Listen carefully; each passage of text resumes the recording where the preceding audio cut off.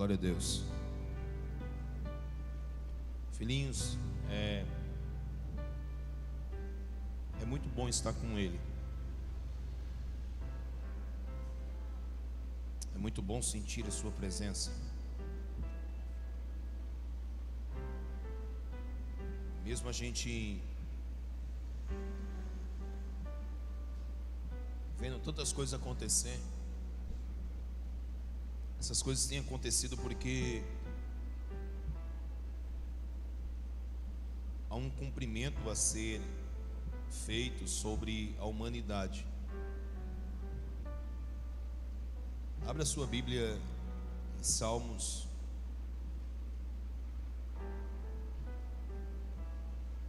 125, verso de número 3.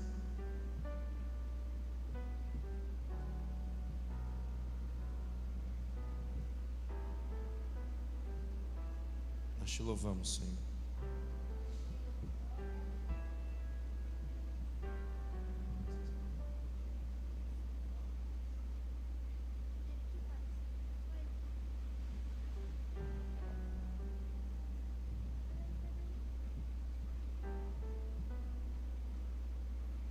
Salmo de número 125.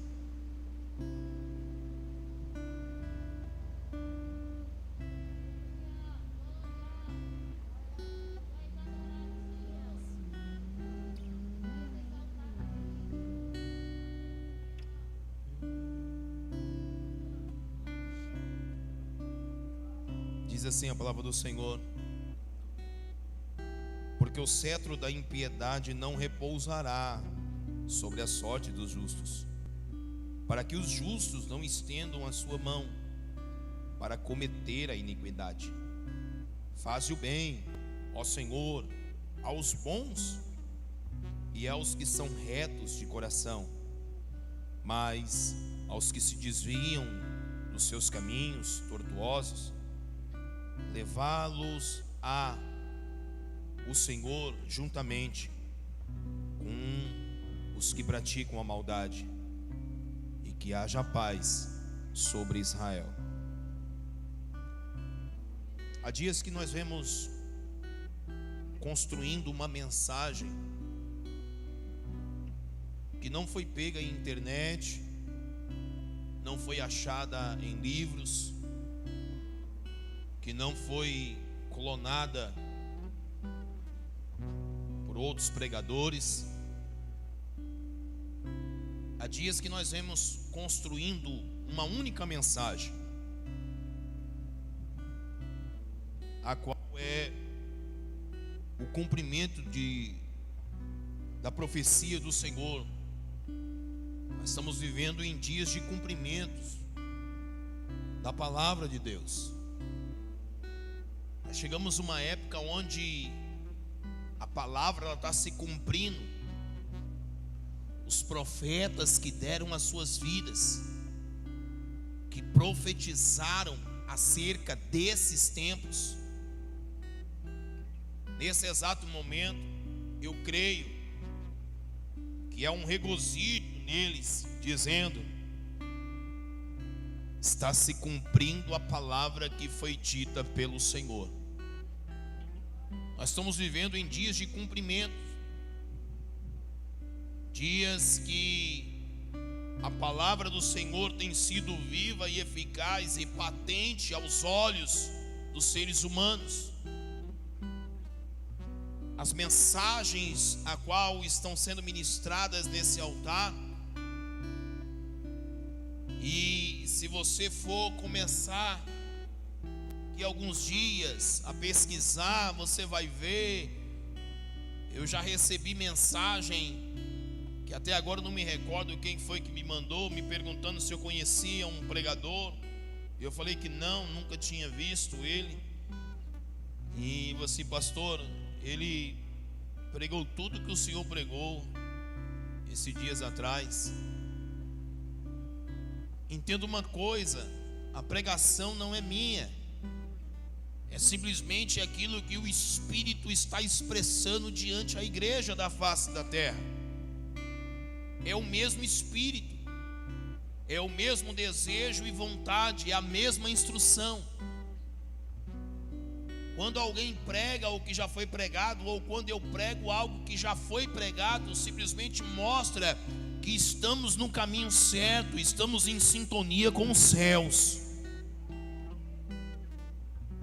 E essa é a minha preocupação nesses últimos dias, em não pregar aquilo que a minha alma deseja, e não pregar aquilo que os corações que estão de plantão vêm a desejar, mas sim pregar aquilo que os céus declarar sobre essa terra. Então nós estamos pregando uma mensagem, construindo uma mensagem numa visão de 4 elementos a qual o Senhor nos deu. Eu via no domingo retrasado um véu suspenso no ar. Eu estava nesse altar aqui, orando juntamente com a igreja, quando o Senhor abre minha visão, eu vejo um véu suspenso no ar, e de repente aparece um segundo elemento, um cetro de bronze deitado, também suspenso. E de repente aparece à frente do cetro de bronze um outro elemento, que era um pão, aonde ele abria a sua boca, ele se abria no meio, parecia uma boca, e ele tocava e degustava o cetro de bronze que estava deitado. E de repente, logo mais embaixo, aparecia um pergaminho que se abria e formava esses 4 elementos nessa visão. E de lá para cá o Senhor vem falando conosco sobre a preparação da noiva, a qual nós pregamos a mensagem que devemos preparar a noiva para que ela possa receber esse véu. Mas o que está acontecendo? O centro que estava ali na horizontal, deitado, eu questionava a Deus para querer entender o que significava aquilo, até que achei a palavra do Senhor no Salmo de 125, número 125, verso 3, diz assim: porque essa é a vontade de Deus, porque o cetro da impiedade. Então eu entendi por aquela visão e pela palavra de Deus, que o cetro a qual eu estava vendo não era cetro de justiça, não era cetro do rei Jesus, porque se fosse o cetro, ele estaria na vertical, ou seria de ouro, mas eu vi foi um cetro de bronze, e ele estava deitado, simbolizando o quê? O que diz a palavra aqui? Ele estava repousando. Então nós achamos esse versículo, porque o cetro da impiedade não repousará sobre a sorte dos justos. Aí ele explica: para que os justos não estendam as suas mãos para cometer a iniquidade. Quer dizer, para que os justos não toquem no cetro da iniquidade. E era isso que eu via. O pão, que representa o corpo de Cristo, que representa a igreja, tocando na iniquidade. E isso aconteceu durante toda a história de Israel. Nós vimos Israel, eles, enquanto um juiz buscava o Senhor, o povo de Israel, eles buscavam o cetro da equidade. Mas quando o juiz se desviava, ou quando o juiz morria e não havia mais lei, o povo tocava no cetro da iniquidade. Foi assim que aconteceu com o rei Manassés,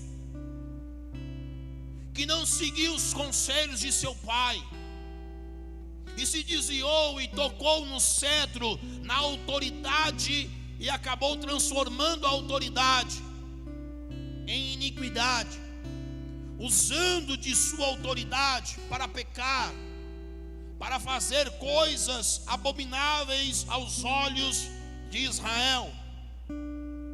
Quantas vezes o Senhor não precisou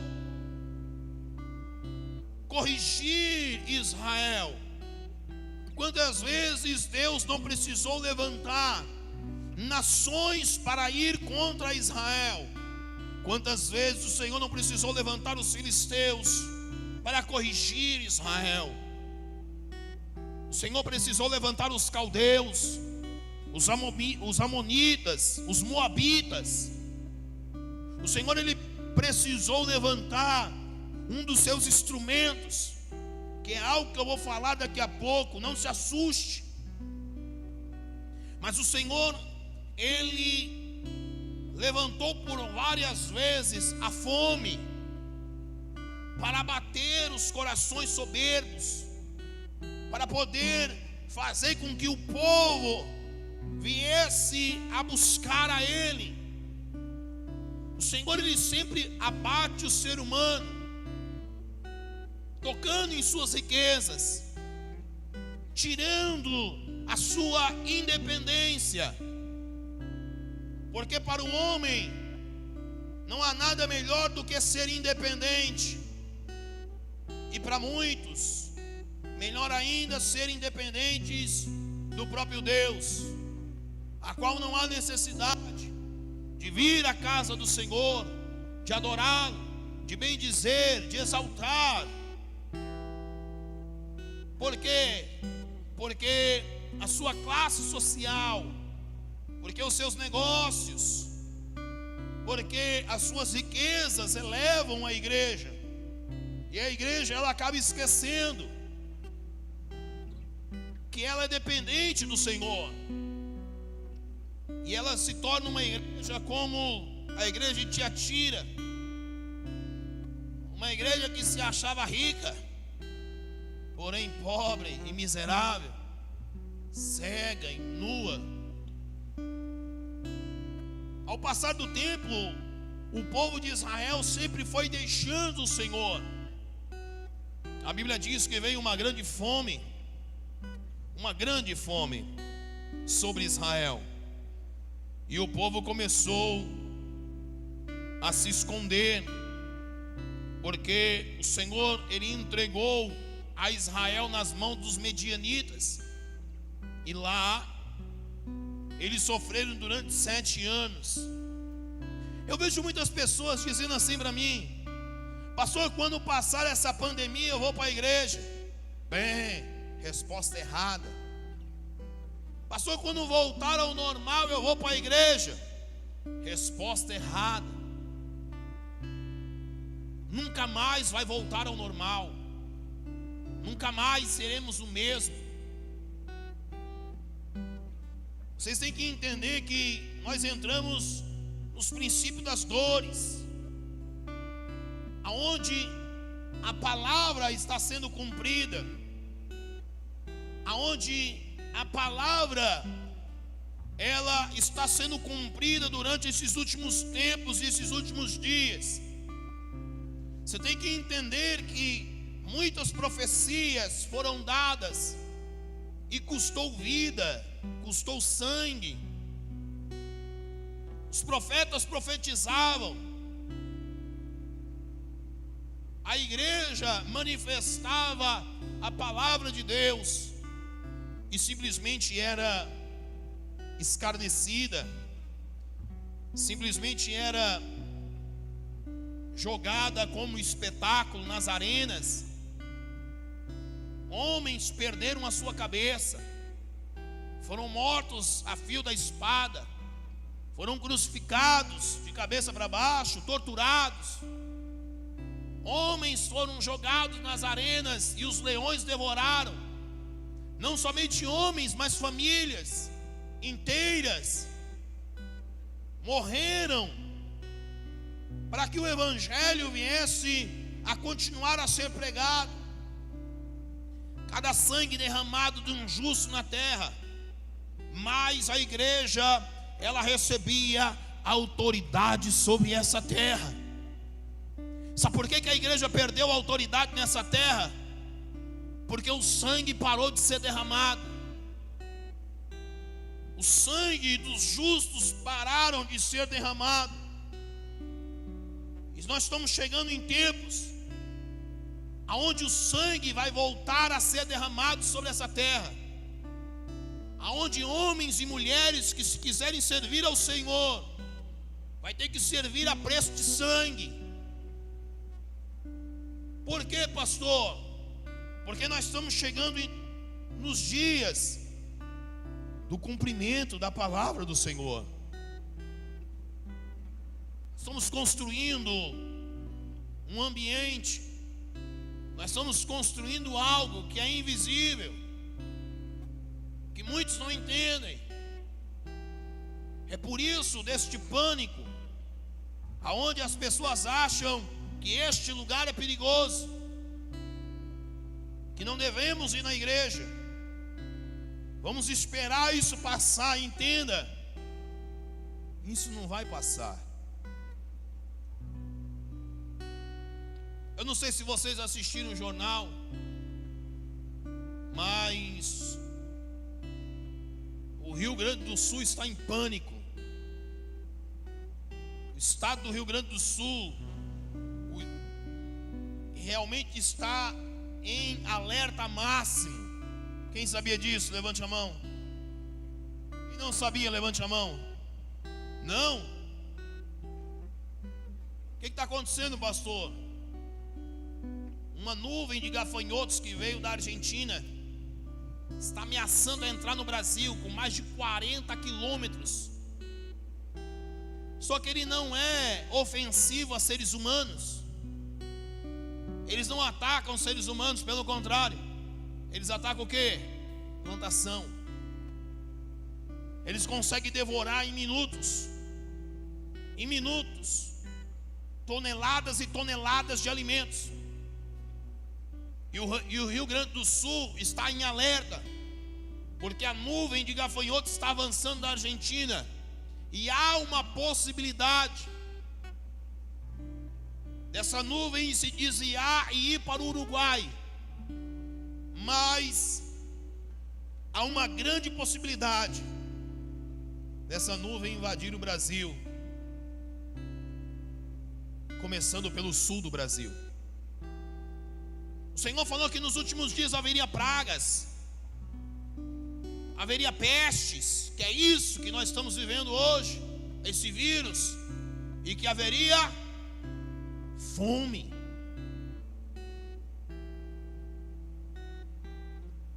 Escreva isso que eu estou dizendo para vocês. Virá uma grande fome sobre o mundo, e vai matar milhões e milhões de pessoas.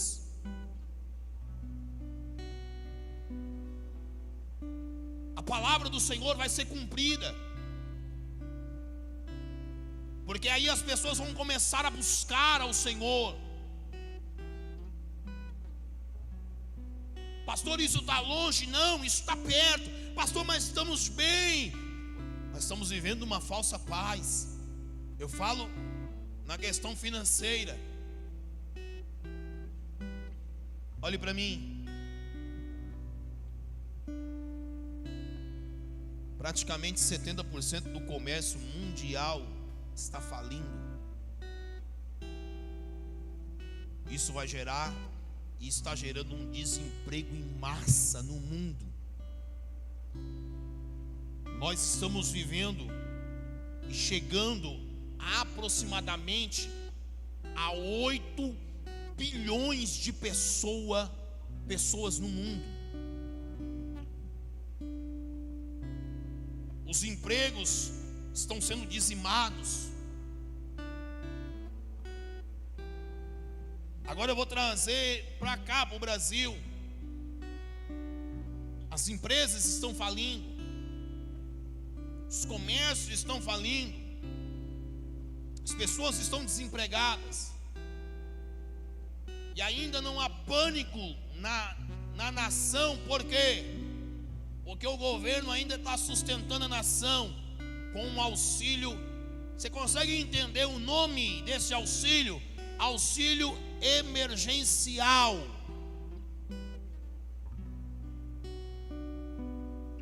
Mas entenda uma coisa: esse auxílio vai acabar. O governo não vai continuar mantendo isso. E quando acabar, o que o brasileiro vai fazer? O que o empresário vai fazer?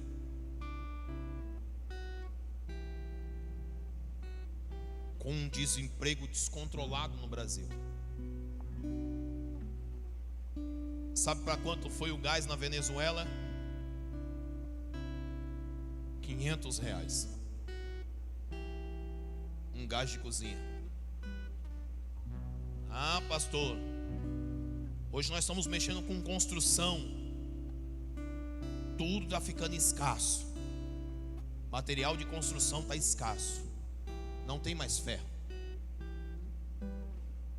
As empresas estão parando. Não está tendo mais tijolos. Há 1 mês e 10 dias mais ou menos, nós comprávamos 1 milheiro de tijolo por R$380. Chegamos a comprar por 380, não foi, Mariano? Mariano lembra disso? Sabe quanto está hoje? Quanto que está hoje? R$750 em 1 mês. E vocês não sabem, esse preço vai até sábado, porque segunda-feira já vai para R$800.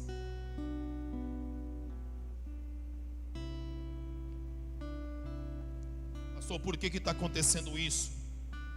Porque os justos estão tocando no cetro da impiedade. Os justos estão alcançando a mão, ao invés de praticar justiça, estão praticando impiedade. E esse cetro da impiedade, cetro, ele corresponde à autoridade. Então a impiedade, a balança enganosa, está tendo autoridade sobre a terra, porque a igreja perdeu a autoridade na terra. E a impiedade é que está reinando, a desigualdade.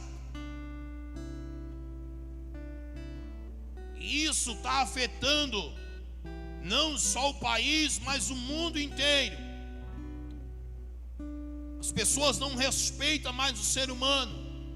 Por dinheiro, estão matando, estão deixando de dar remédios, estão usando de um vírus para enriquecer, um sistema corrupto, ímpio. Por quê?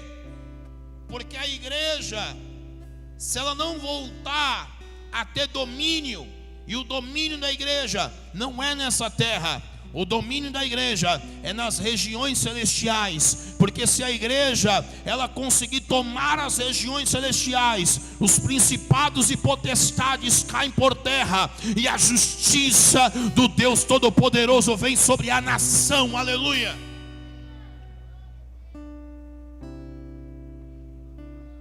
O povo de Israel por muitas vezes tocou no cetro da impiedade. É por isso que comia cabeça de jumento e esterco de pomba por um valor absurdo. É aqui que eu quero que vocês entendam. O Senhor, Ele tem chamado a igreja para se reposicionar e tomar novamente a sua posição e viver uma vida com o Senhor. Porque o cetro da justiça está sobre ele. E somente o cetro da justiça pode destronar e destruir o cetro da impiedade.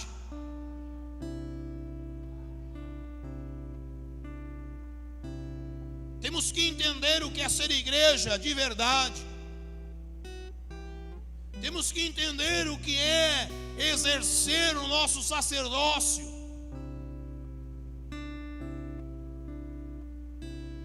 Não é mais hora de ficar isolado. Abre a sua Bíblia aí, Provérbios capítulo de número 18, que eu vou mostrar para você a estratégia de Satanás. Essa é a estratégia de Satanás. Você quer saber o que está por detrás desse isolamento? É algo que Deus me revelou e eu não falei para ninguém. Eu estou falando neste altar agora. Eu vou mostrar para vocês o que está por detrás desse isolamento. Eu não falo humanamente, eu falo espiritualmente. Por que o espírito de pânico e de terror tem sondado a terra e tem feito as pessoas se isolar? Por que essa frase tem entrado no coração de muitas pessoas? Eu vejo pessoas dizendo: fica em casa, que nós trabalhando por vocês. Hipocrisia. Porque se um tem o direito de trabalhar, todos têm o direito de trabalhar. Agora, se trabalhasse de graça, aí eu poderia dizer: verdade, isso é verdade. Você está com um coração bom, você está arriscando a sua vida por mim. Eu fico em casa e você arrisca a sua vida lá, mas está ganhando dinheiro, está recebendo em troca, está pagando as suas contas. É uma hipocrisia aqueles que mandam as pessoas ficarem em casa, mas a própria pessoa não fica. Olha qual é a estratégia de Satanás. Provérbios 18. Busca satisfazer o seu desejo aquele que se isola. Ele insurge contra a sabedoria de Deus.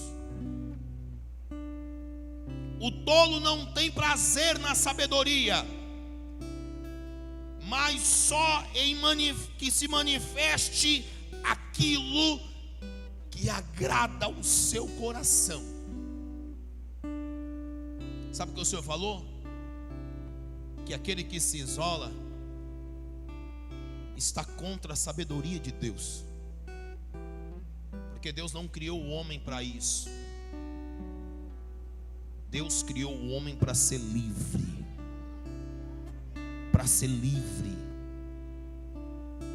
Estão tentando colocar uma prisão. Estão tentando aprisionar a gente fisicamente e espiritualmente. A pessoa isolada, ela é presa fácil para a doença do século, chamada depressão. Que vocês sabem que a depressão é o espírito da morte, porque o intuito final da depressão é o suicídio.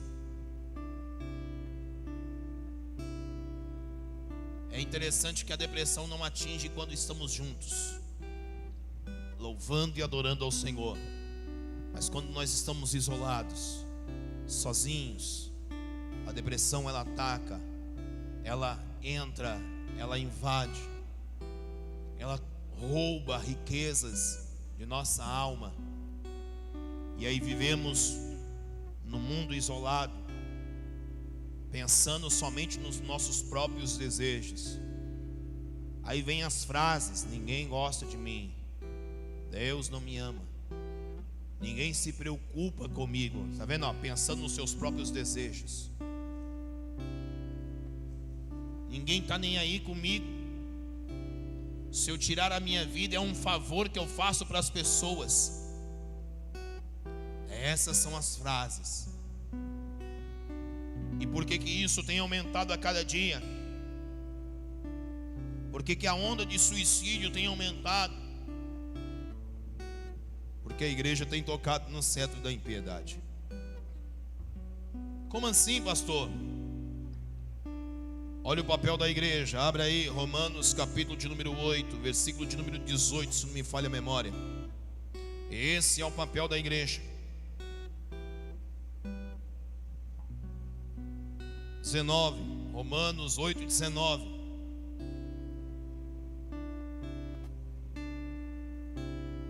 Aleluia. Aleluia.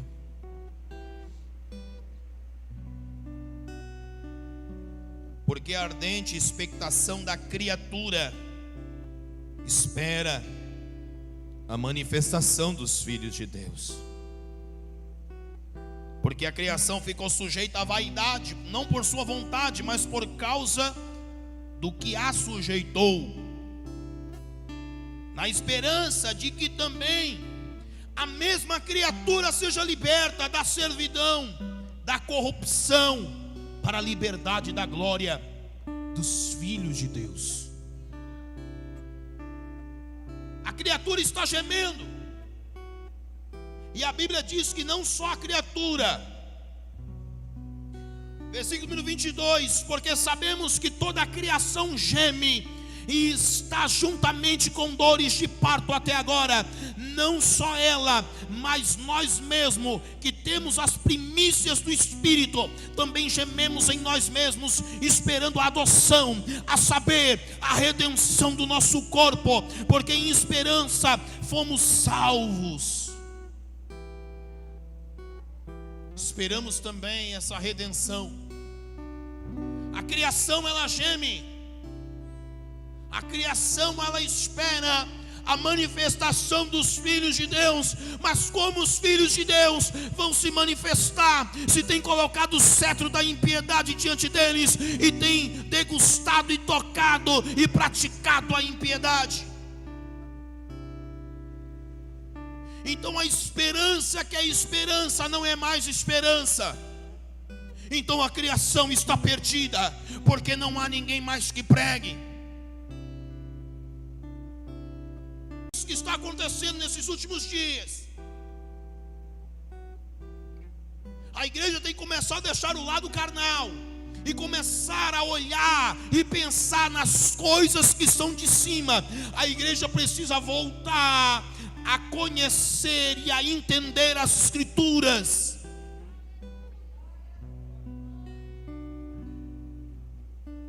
Quando a igreja começar a olhar para isso aqui,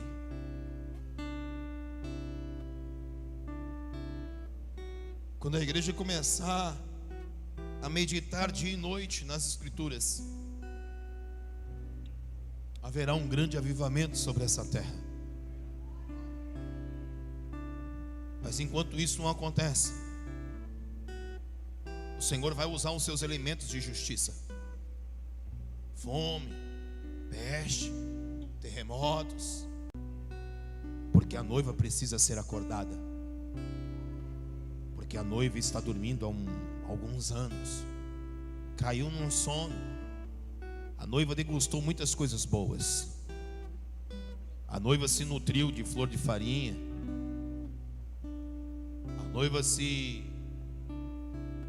a noiva possuiu o melhor do azeite, a noiva se banhou nos melhores ungüentos, e isso envaideceu a noiva. E a noiva ela foi parando com as suas obrigações de noiva e foi deixando,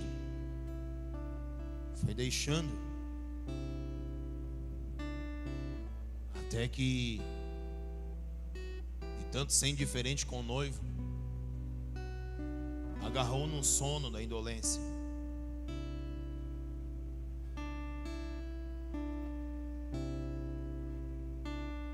Só que chegou um tempo onde o Senhor vai levantar as vozes, não só nessa cidade, mas nesse estado, nesse Brasil e nas nações. A voz que vai despertar a noiva, a voz que vai clamar: aí vem o noivo.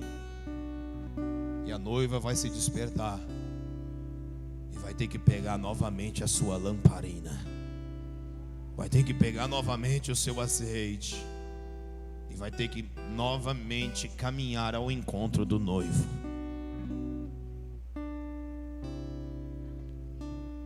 Não toquemos mais no cetro da impiedade. É momento de arrependimento.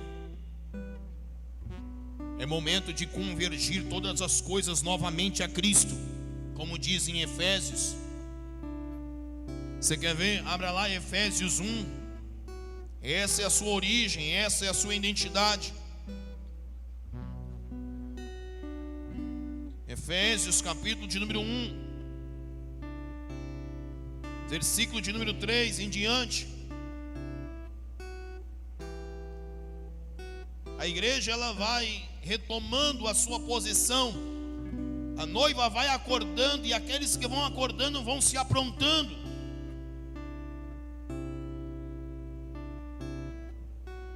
Vão se reposicionando num cenário a qual o Senhor está criando nesses últimos dias.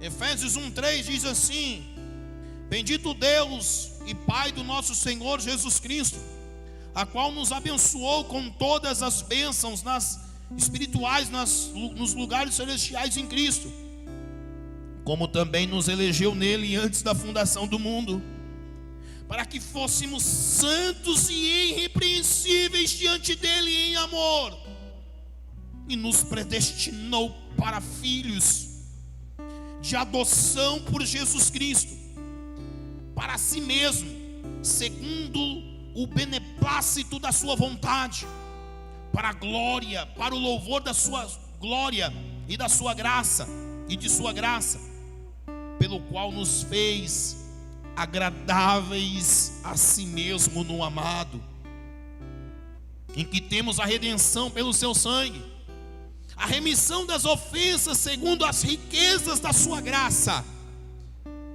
que ele fez abundar para conosco em toda a sabedoria e prudência, descobrindo-nos dos mistérios da sua vontade, segundo o beneplácito que propusera em si mesmo.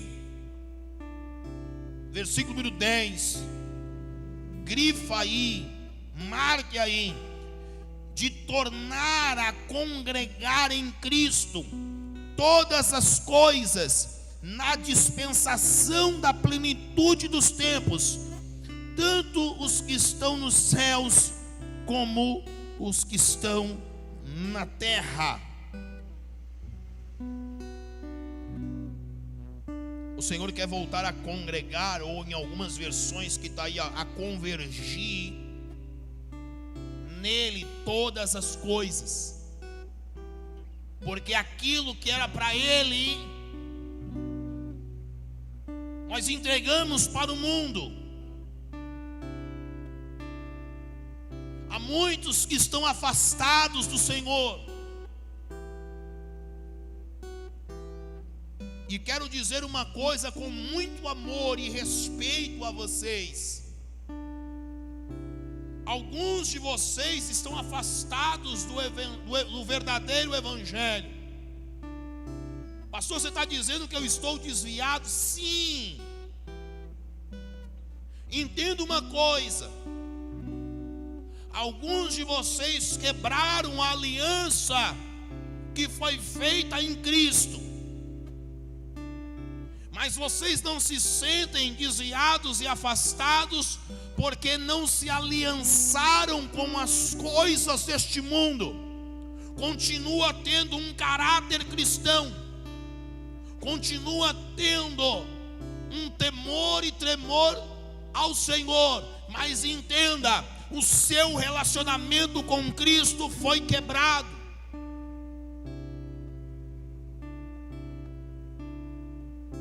Pastor, como isso? Simples. Você que é casado entende, você que não é casado também consegue entender. Quando a mulher está casada com o seu marido, normalmente ela vê ele todos os dias. Ela dorme com ele na mesma cama, come com ele, tem uma convivência. E normalmente tem momentos de intimidade com o seu esposo. Mas se a mulher começar a viver dentro de casa, como muitas vivem, aonde dormem em quartos separados. Por quê? Porque diz assim: eu não tenho mais nada com ele, só estou morando na mesma casa. Pois bem, alguns de vocês não tem mais nada com Cristo, só está morando na mesma casa. Então vocês falam com ele a hora que vocês querem, mas vocês não têm mais intimidade com ele. E quando vocês dizem a mim: mas eu estou fazendo as minhas orações em casa, só não estou indo para a igreja, não estou indo para o mundo. Parabéns, vocês caíram no laço da religião. São crentes, mas não praticantes.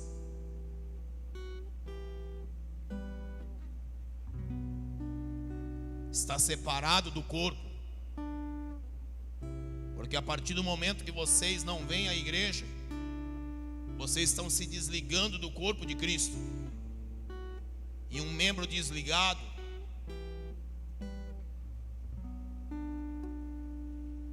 ele está afastado do corpo e afastado também da cabeça.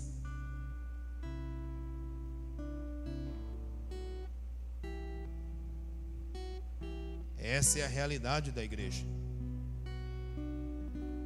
Muitos vêm à casa do Senhor, a síndrome de Sansão.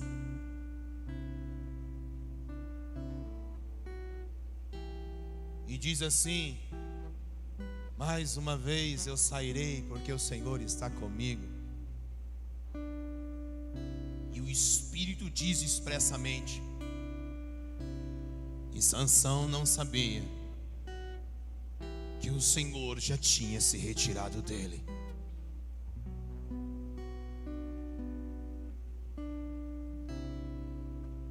É por isso que a religião ela mata, ela cega. Porque a religião ela tira a essência do evangelho. E só pelo fato de você vir à igreja, devolver o seu dízimo,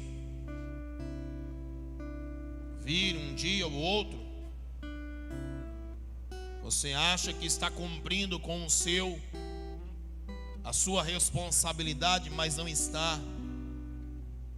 A responsabilidade maior da noiva é ter. Eu vou falar algo aqui que não tem crianças, né? Elas também não iam entender. Mas a Bíblia diz assim que quando você quiser se apartar ao seu marido para se aplicar à oração, ele está falando sobre intimidade. Quando você deixar a sua intimidade com o seu esposo ou com a sua esposa para se aplicar em oração, faça isso com consentimento mútuo, quer dizer, os dois. E faça por um pouco de tempo, que seja rápido. E rapidamente se una a sua esposa, para que Satanás não vos tente.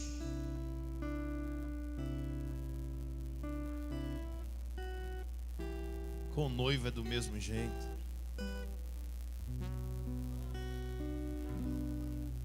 Muitos de vocês se separam do noivo com princípios religiosos e deixam de ter intimidade com o noivo por causa dos seus princípios religiosos, e simplesmente só se aproxima do noivo para satisfazer o seu próprio desejo. Mas quando o noivo tem um desejo de ter intimidade com você, o que você está fazendo? Você está preocupado com o seu emprego, com as suas fazendas, com as suas riquezas. Você está preocupado em enterrar o seu pai e sua mãe. Você está dormindo, a porta está fechada, ele não tem mais acesso à sua intimidade. A hora que você quer, você fala com ele, mas a hora que ele quer falar com você, você não tem tempo para ele, porque você conquistou muitas coisas. Agora você tem uma família para cuidar. Este lugar não é tão essencial para você. A presença do noivo não traz mais o arrepio na sua alma. Não tem mais sede de buscar ao noivo na sua casa. Vem aqui quando der, ou quando o sapato aperta. Essa é a caminhada da igreja nesses últimos tempos. Então o noivo olha e diz assim: o que eu faço com a minha noiva? Eu destruo ela? Eu quebro a minha aliança e digo assim: não quero mais casar contigo? Não. O noivo diz assim: eu vou ter que corrigir a minha noiva.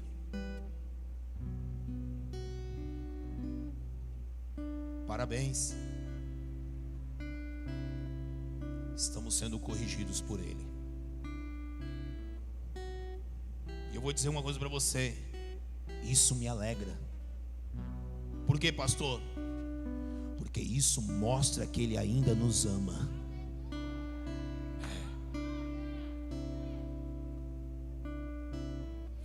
Isso mostra que ele ainda está preocupado com a gente e ainda acredita que pode mudar.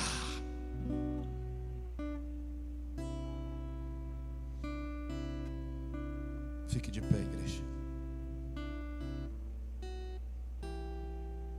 Precisamos quebrar o cetro da impiedade.